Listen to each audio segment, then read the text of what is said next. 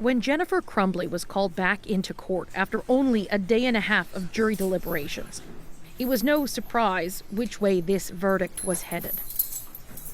On count 1 of involuntary manslaughter as to Madison Baldwin, we find the defendant guilty of involuntary manslaughter.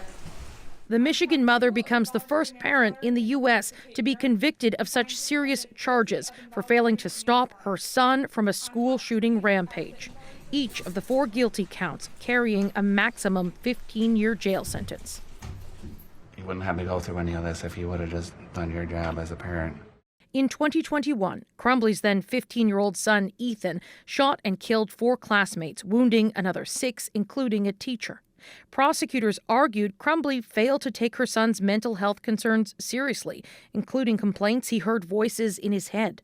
And jurors were told about how Crumbley and her husband gave their son a gun as a present, a decision she defended. It was for him to use at the shooting range. We didn't just hand him a gun as a here you go, son. When a teacher found violent drawings and pleas for help on Ethan's math homework, both parents were called to the high school and told to take him home, but they refused.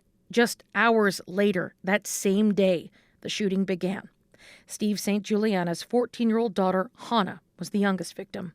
Without the accountability, there is no change. St. Juliana wants this case to be a deterrent and to set a precedent, calling on prosecutors to charge parents if there is evidence of gross negligence. It's not a matter of if this is going to happen again. It's when it's going to happen. And people need to wake up. The boundaries of parental responsibility will be tested again in March when Ethan Crumbley's father, James, will be tried on the same charges.